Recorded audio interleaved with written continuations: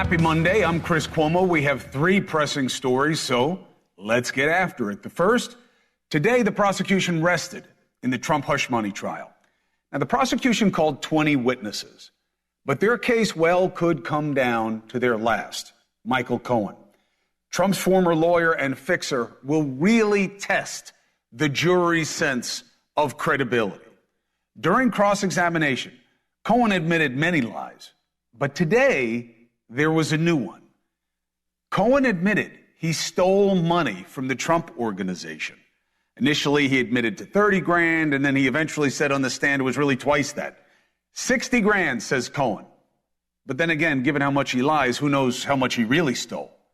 The biggest blow to the case arguably came when the man who represented Cohen before Congress, Bob Costello, who swore today that Cohen told him when asked if he had anything to offer the feds in exchange for leniency in his own case. Okay, this is a time to remember, right? He said, I have nothing the feds would want to know about Trump. Nothing wrong, nothing criminal that I can pin on Trump. Significance? Let's bring in defense attorney Mark Geragos and former New York City prosecutor Paul Callan. Gentlemen, thank you both. Mr. Callan, representing the prosecution side of the equation here, how troubling is it to have Cohen's attorney say what he said? Not as troubling as people think, because I'm not surprised that he told a lie to Costello. I'm sure my friend Mr. Geragos will tell you that occasionally people in criminal cases tell lies, even to their own attorneys. And I think at that point in time, he was really looking to Trump to bail him out ultimately by paying for his legal expenses and maybe giving him a pardon. So I think he wasn't ready to make a deal that would cause difficulty for the president at that point in time. And I think the jury will see that ultimately, because the one thing we're left with at the end of this case is, does anyone really believe that Trump didn't know that Stormy Daniels had been paid $130,000 not to talk about her relationship with Trump? That's the big question in the case, not whether Cohen is a liar or not.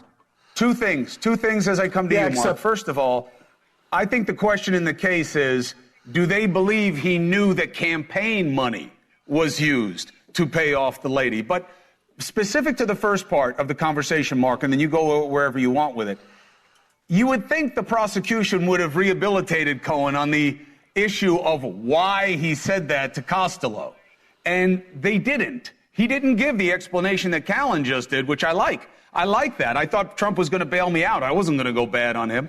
They didn't proffer that on their redirect. So what do you think?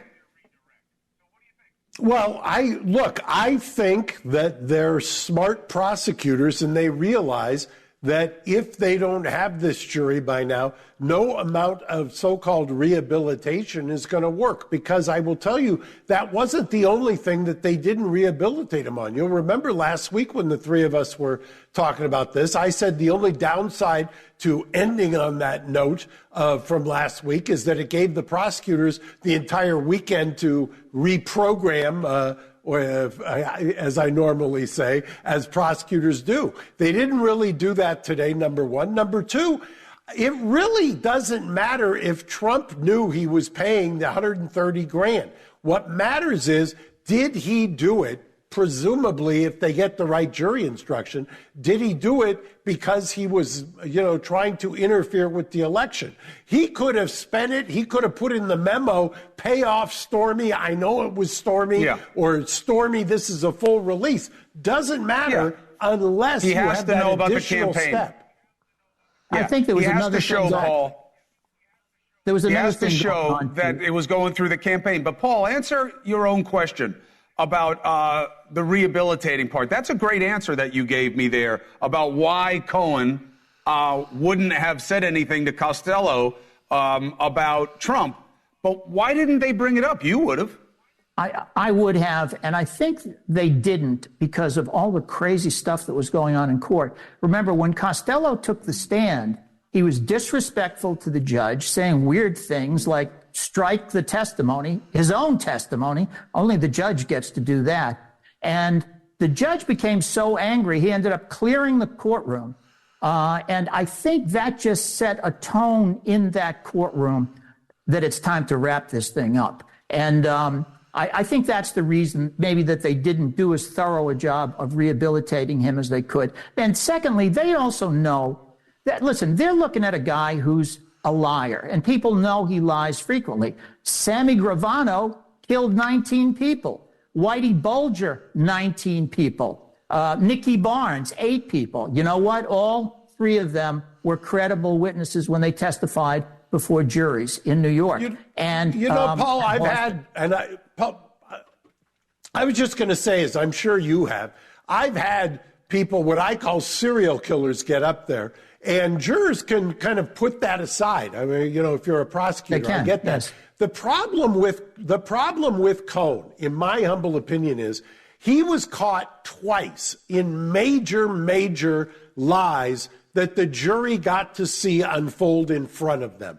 That, to me, I've never had a case where when that happened, that I didn't at least hang that jury from a defense standpoint. When you catch the witness, the prosecution witness, lying to that jury in real time, that takes it out of this, I'm a scumbag, I'm a serial killer mode, and it makes the jury say, wait a second, if I know he lied before, but if he's lying in front of us, we're not going to accept it. That, I think, is a qualitative Except they have, what you're describing as lies are things the prosecutor will have an explanation for. You're talking about the text messages, and that Schuller, the guard, was talking about a 14-year-old girl and not Stormy Daniels.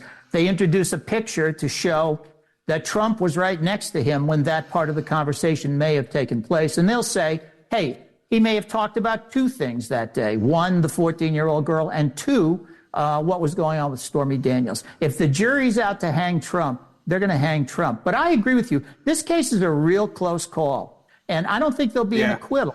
But hung jury's always a possibility. I still think they'll probably get a conviction, but it's real close, Mark, real close. I don't think it's a possibility. I think it's a probability, but it's probably a little low. Nobody thinks Trump goes on the stand, right? Okay, fine. No. Paul Callan, thank you very much. I appreciate you. Thank you for being with us. Mark, stay with me. I want to unpack the next case. You'll remember Mark Garagos at one time represented Sean Diddy Combs, so we want him here. Another big story in Combs' land. Did he just make his situation worse? Now, we know the latest trouble for him stems from this 2016 hotel surveillance video, right?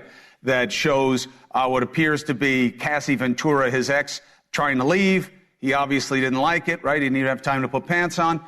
Comes down in this hallway. She's trying to leave, and she gets a beatdown. Thrown on the ground, kicked, hit, dragged away. Any way you want to describe it, that's what it is. So then Combs releases an apology this weekend on Instagram. Here's what he said. It's so difficult to reflect on the darkest times in your life. Sometimes you got to do that. I was up. I mean, I hit rock bottom, but I made no excuses. My behavior on that video is inexcusable. I take full responsibility for my actions in that video. I'm disgusted. I was disgusted then when I did it. I'm disgusted now. I went and I sought out professional help. I had to go into therapy, and go into rehab. Had to ask God for his mercy and grace.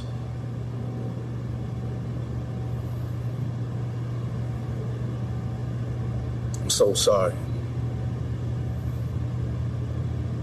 But I'm committed to be a better man each and every day. I'm not asking for forgiveness. I'm truly sorry. Sorry to who? Sorry for what? Was it a meaningful step? If so, in what direction? Let's bring Garagos back, as I said, one of Combs' former attorneys. But I also want to bring in best-selling author, lawyer, Iyanla Vanzant of Fix My Life fame. I am a big fan, and she is perfect for understanding this situation. I also have Jason Lee from Hollywood Unlocked. So we've got every different way you can look at this covered. Now, the easy part of the analysis, Mark, is the legal part. Nobody is suggesting, I like how they said, the prosecutor's office said they are choosing or they would not prosecute. They can't prosecute. This would be barred by the statute of limitations, right? So this is an illegal issue. Well, it's not a legal issue, and I was actually, we did the show on Friday, and I think uniformly, Matt Murphy, you and I agreed that the statute barred it, and within hours, the DA here, the county DA, released a statement saying that it is barred by the statute of limitations. I think what happened here, Chris, you'll know this, in Hollywood, and I've represented enough of these celebrity types to tell you that this is what happened. They cannot let this go unresponded to, something like this. This is what is said is a crisis. At the same time, there probably, I haven't ever seen it, but there probably is a confidentiality or a non-disclosure attached to the settlement that quickly took place in this. So he can't mention her name, but at the same time, her lawyer came out and made a statement. So he makes a statement. He didn't mention her by name. Everybody that I know who saw this and who knows that for years I represented Sean was texting me before he did this that he was done. He couldn't come back. He, go straight to jail, don't pass go. But the fact is that he did this. His situation is not worse because of it. And if he's taking some accountability for a variety of reasons, and I haven't talked to him, I can't speculate, although I could speculate. I imagine that this was driven by Sean. Sean is somebody who has very strong opinions and very strongly is engaged. And, you can give somebody like that your best advice. And then ultimately, at the end of the day, like if Trump decides to take the stand, it's their decision. You can't override it. Zero chance Trump takes the stand. All right, so you're hearing that it didn't change his situation. Jason, let me go to you in terms of understanding the industry and the culture. What was the net effect of Diddy putting out the video? I mean, I went on my podcast and I said, Diddy's pretty much canceled. I mean, it's one thing that the lawsuit was filed and we heard a lot of allegations that quickly got wrapped up in the settlement in 24 hours. But, Diddy put out statements basically saying that all of the claims against him weren't true, that he wasn't that person. And then we saw the video. And then now the apology is out, less than 24 hours from when that video comes out. And, people are just tired of the yin and yang with this situation. There's no end to it. I mean, at this point, it's almost like he gaslit everybody into feeling sorry for him to only turn around and have somebody release this video that now has made everybody lean towards the side that this claim that Cassie came up with and everything that's happened as a result of that gate being opened is true. And it's sad because this is somebody that we revered in the culture as one of the top in Black excellence, from philanthropy to music to fashion to influence and culture. And then now it's just, dwindling down pretty quickly. Iyanla, I am very frustrated with cancel culture and who is the they and who gets to decide. But what is your analysis from the perspective of how you deal with a situation like this without it just being a black hole of negativity? And what do you see in how he's dealt with it so far?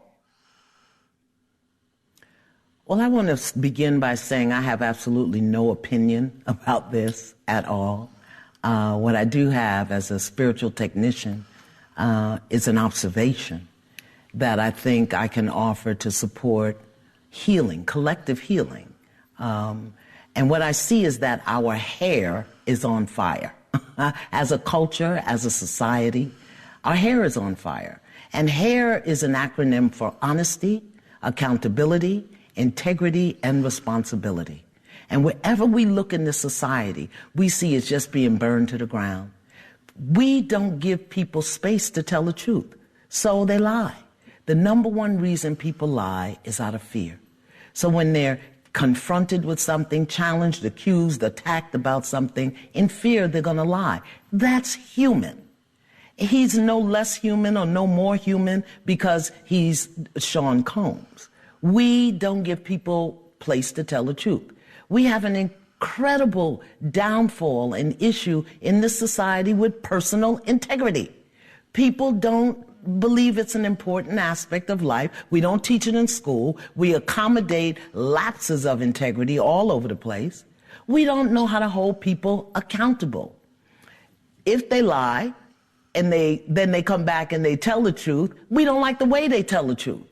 Okay? So we don't hold people accountable. Not only people who do whatever the act is, what about the people who knew about it and didn't say anything? We don't know how to hold people accountable, and therefore we don't accept responsibility. So I'm looking at this from a very broad perspective, a macro perspective. How does this apply to each and every one of us? Because you know what? Right now, in some cities, somewhere in America, Kansas, Chicago, the Bronx, Atlantic City, some man is terrorizing his wife. Maybe he punched her in the face. Some wife is attacking her husband, and we can't figure out what to do about that. And when the person tells, we drag them through hell to try to prove that what they're saying was right. And then when they don't tell, the person gets away with it, and they're not held accountable. So this is so much greater than Sean Combs. This is about us as a society and the fact that our hair is on fire and the things that really engross our humanity, that make us human. We're not living up to them. Hey, Jason, what's your response to what Iyanla's laying out? Also, the impression of the black community, that black Americans have a culture of forgiveness that is more developed and more accessed than we see elsewhere in society. Do you buy that?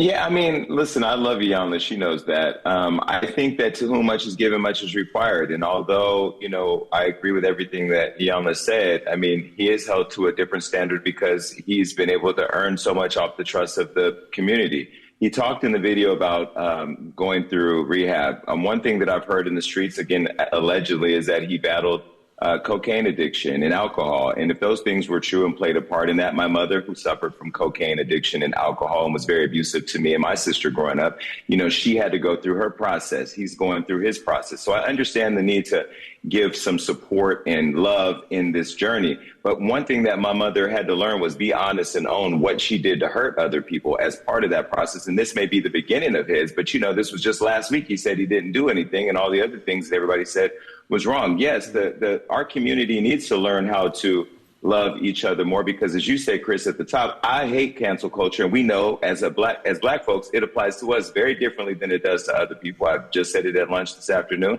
And so we do need to stop cannibalizing our own more than other people do and love each other more. But at the same time, when we see something like this, we have to call it out and be very clear that it's unacceptable, regardless of who you are, how much money you got, how much to rock for it, and how many songs that have hit number one on the Billboard Hot 100. That doesn't matter here.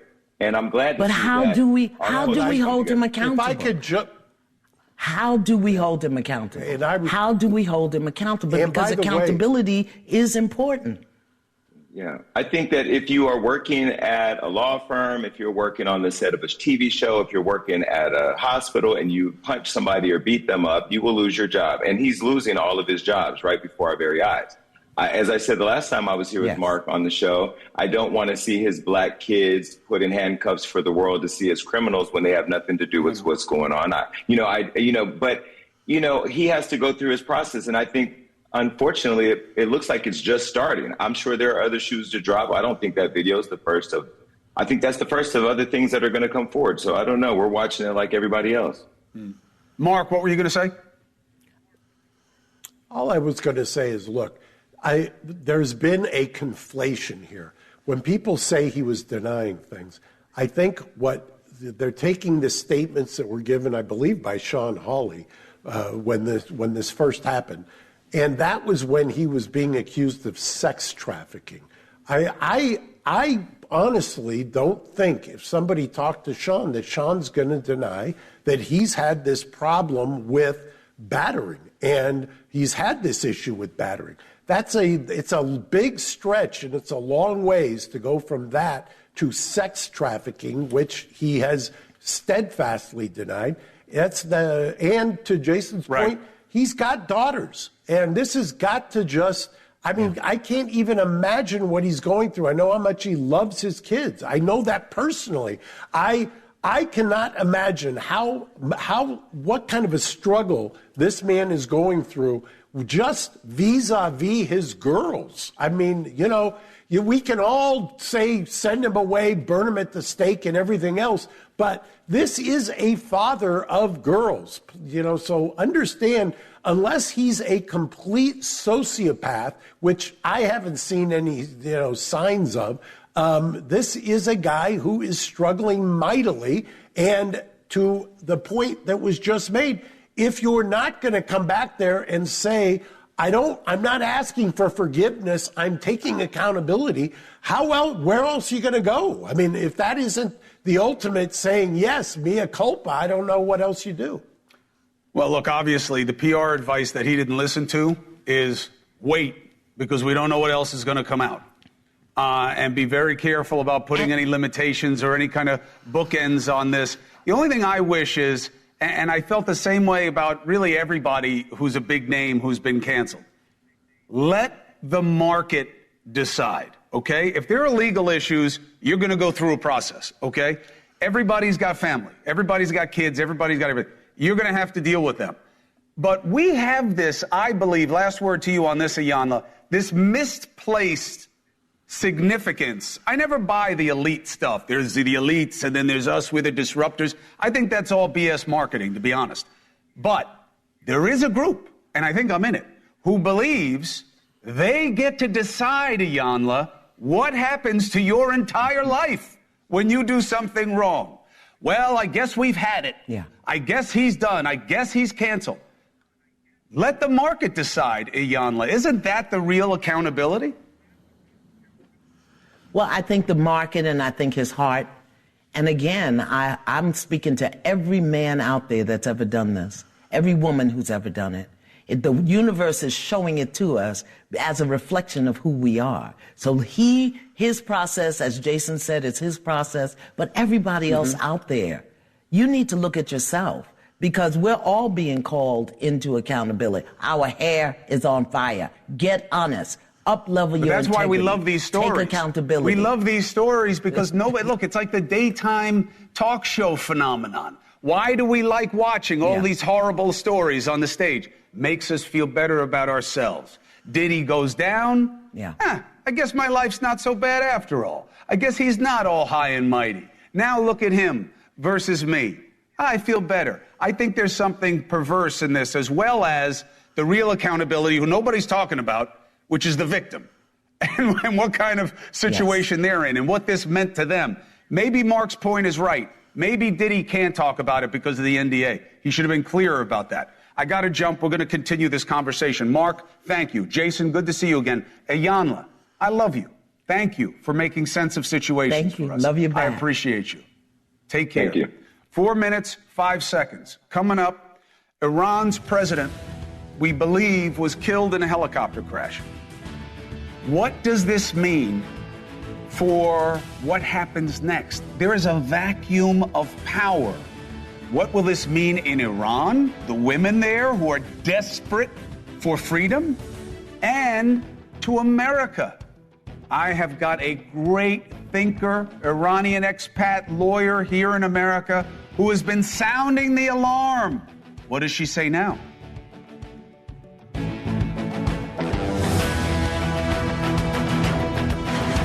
Iran's president is dead, along with the country's foreign minister, after their helicopter crashed yesterday. Why did this happen? Who or what is responsible? We don't know. Is there a chance for change? Now, on that one, I'm not as optimistic. The Ayatollah already put in a perceived pawn as acting president, a man named Mohammed Mokhtar. So, is that it? Remember, Iran is the head of the snake when it comes to terror, and also seeding the fundamentalism that we see playing out on our campuses here. So, is Raisi being gone a good thing? Or is Iran really controlled by the Ayatollah so nothing changes? Now, perfect guest. Iranian expat, attorney, advocate Elika Laban made a mark of arguing about the risks of extremism at home and the need for reform in Iran. Her videos get millions and millions of views, and rightly so. Today, when she heard the news, not today, she said, "No survivors found. Happy helicopter day to my compatriots." Remember, these are people who've been oppressed. This guy was called the Butcher for a reason. Elika Laban joins us now. I don't have a ton of time tonight, Elika, so I want to give it all to you. Tell people what this means to you and what you believe it could mean for all of us. Well, I mean, first of all, it's a day of celebration for Iranians all over the world. As you mentioned, this person has been referred to as the Butcher of Tehran. He was notorious specifically for lynching Iranian dissidents. He was part of the anti-corruption. He was an anti-corruption figure, which essentially meant that he was lynching anybody who was going against the regime. So we're talking about thousands to hundreds and thousands of political dissidents. So right now, the Iranian people have a lot of reasons to be smiling. In terms of what this means for Iran, I mean, it's a difficult one because you kind of have to look at the way that the system is, and I'll try to explain that very briefly. But they have a government that looks like ours in the sense that they have the executive, judiciary, and parliament. It's all a bit of a sham because it's under the supreme leaders system, which is called Velayat Faqih. And that is protected by the IRGC, Sepah Pastaran. So with that all intact, you know, the executive being gone doesn't technically make too much of a difference. However, in the grand scheme of things, it might, and I'll explain why. The IRGC essentially runs the country. But since the past 5 years, the Ayatollah Khamenei, he has been enacting this purification process where he's been trying to strengthen the regime for when he passes to have his successor take on. So what he's done is essentially he has really promoted ideological absolutists who are not very well experienced and they don't know how to deal with these kind of catastrophes. What we've seen over the past 24 hours is a mass panic, mass chaos, and not knowing how to deal with this. And so what Khamenei is seeing is that after his death, which may be imminent due to the fact that he's old and he's unwell, the IRGC, who he's wrongly promoted in the ranks, are not going to know how to deal with this. And that could be the unraveling of the country. And also, the morale of the people of Iran just keeps getting higher and higher, especially after yesterday. So technically, it might not look like this has done a lot, but this, to me and to many experts on Iran, looks like the beginning of the unraveling of the Islamic Republic. This guy Mokhtar that he put in, who was first vice president, does that just stop the bleeding and everything will stay as it is? Or do you believe that there's a chance that people will see this as a window of opportunity to fight for a better life? They will see it as a window of opportunity. Look, they're going to put out all of this stuff that they've got 50 days by law to put out a new election to vote for the next president. But as we know, the supreme leader controls everything. He will pick a puppet. It will be another hardliner. It really doesn't mean anything. People will probably boycott the elections anyway. But it is a symbolic message. It's a symbolic message that this feels like the beginning of the end. And I don't think that the vice president is stopping any bleeding whatsoever. I think it's falling apart. I appreciate you for educating people to what's happening there. Iran, you know, as Iran goes, in large part, so does that Middle East region, and so does a big part of our own country's future. So we have to keep our eyes on it, and we will. And I will have you enlisted to help me with that. Elika Laban, thank you very, very much. Cheers. Cheers. 4 minutes, 30 seconds. She's happy. Now, let me tell you something. I know some of you are going to say, oh, someone died. Why are you happy? The man butchers his own people, okay? I know her well. She's not celebrating death. She's celebrating the chance at life and freedom. Today, the home of alleged Gilgo Beach serial killer Rex Heuermann, once again swarming with investigators. Why? We thought they had everything. They carted out large boxes of evidence the medical examiner vehicle was spotted being on the scene. You see the setup. This doesn't look like they were just going back there for, oh, I forgot. Huerman's ex-wife, her lawyer, joins us next. Boxes of evidence were brought up. So it wasn't about just one little thing, just crossing the T's and dotting the I's, or at least it didn't look like it. So is this about existing charges or potential new ones? The grand jury is still seated, meaning there could be charges to come. Let's bring in NewsNation correspondent Laura Ingle is with us, and Bob Macedonio, who is counsel for Rex Huerman's soon-to-be ex-wife, Asa Ellerup. It's good to see you, counsel. Thank you very much, as always. Laura, thank you. Laura, how are you? So, Laura, you're in front of the House. What did you see? What do you think it means? Well, this was a total surprise to most of us covering this case, hearing about the search warrant. Once we got out here to Massapequa Park today, it was just swarmed just like it was last summer in July when we saw the task force coming here with the command center set up. So we've got two very large vehicles behind me that are still here tonight. That means that they're going to be here again tomorrow. Will it be as long as we saw last year? That was a 2-week search of this house. And as Robert will tell you, and we've reported here, it went on for a long time. They took so much out last year. What more could they be looking for? We want to bring up that there was a recent search in Manorville. That's about 40 miles east from where we're standing. That is where 2 of the Long Island serial killer victims, parts of their bodies, were found. That is an area that was heavily searched just last month. So could it have something to do with evidence that was found there? Or when we went to court last time with Rex Huerman, it was brought up that they were going through 422 electronic devices. They were downloading that content. Was it a tip from that? So those are the two things that have been talked about here. But man, oh man, we're talking about, you talked about the boxes. There were white ones, there were brown ones, there were large bags, small bags. And they have been seeing the investigators going in and out of the front of the house and around the back. And they've been coming out of the back with boxes as well. This is a major and significant search that is underway right now. New York State troopers are behind me. They're going to hold the line for tonight, and they'll be back in the morning, Chris. We also know that they were taking apart some plumbing. Now, you know, we definitely know what that's about. That's about looking for genetic material. That's why. There's 2 reasons that investigators do that. One is they think somebody threw something down the drain, like a ring or a piece of jewelry. The second is they're looking for genetic material. Counsel, first of all, does this search have anything to do with potential exposure for your client, Rex Huerman's erstwhile wife?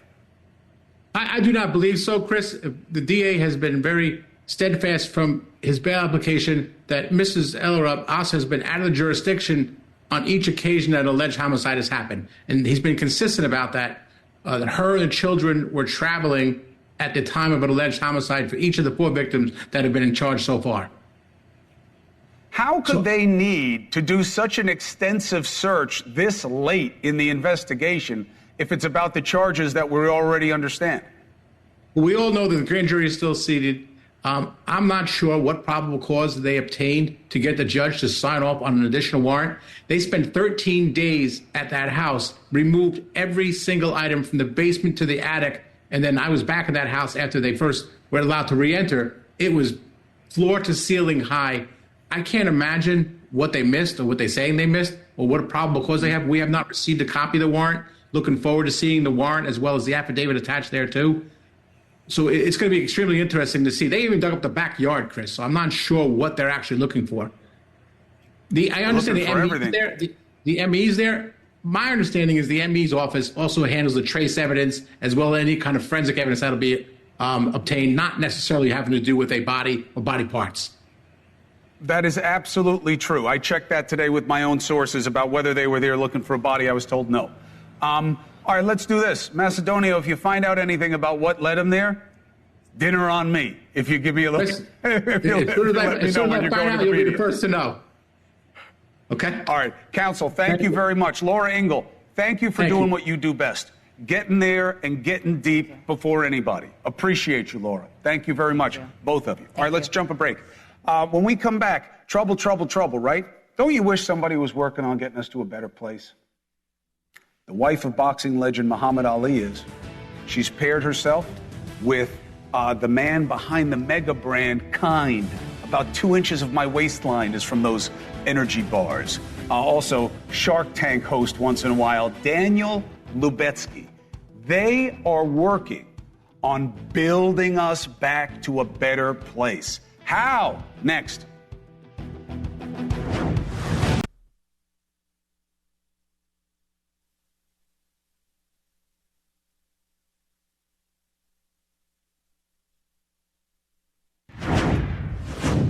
Okay, I love this and we need it. It's called the Builders Movement. It's a nonprofit initiative that aims to take on our political polarization.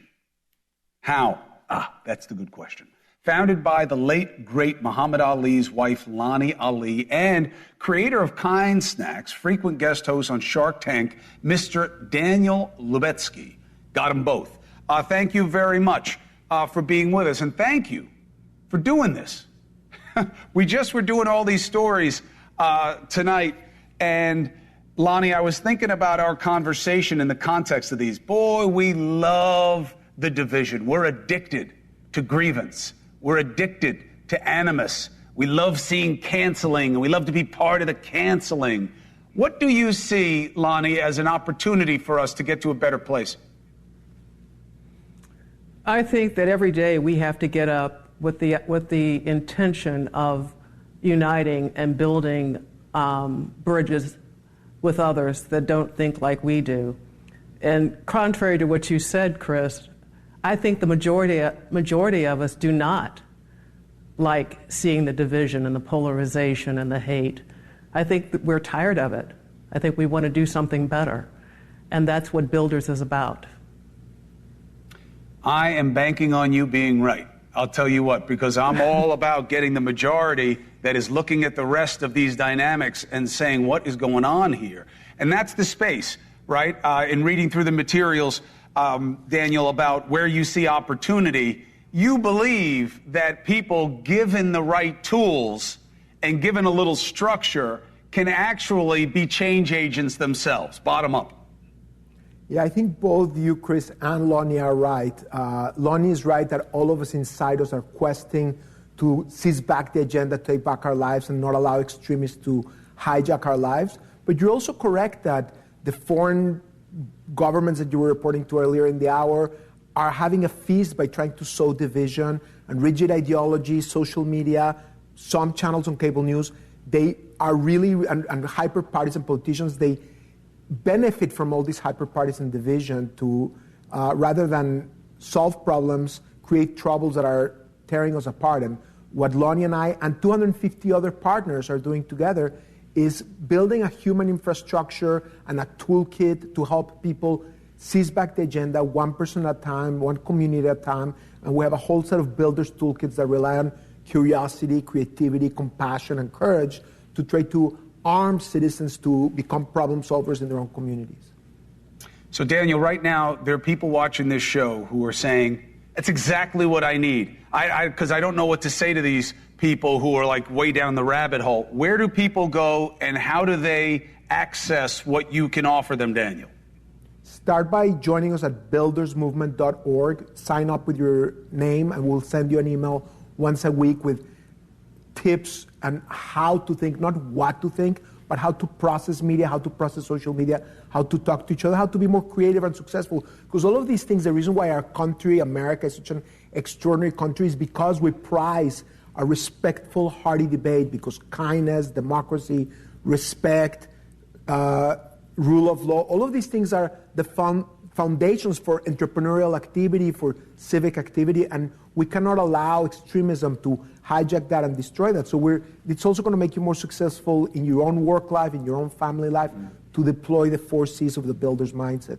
And you can also go on social media. We have a number of builders media channels, like Starts With Us, Builders of the Middle East, we have Builders Ukraine, where we're trying to highlight how forces that advance democracy need to be supported and not allow totalitarian forces and divisive forces to try to hijack our lives.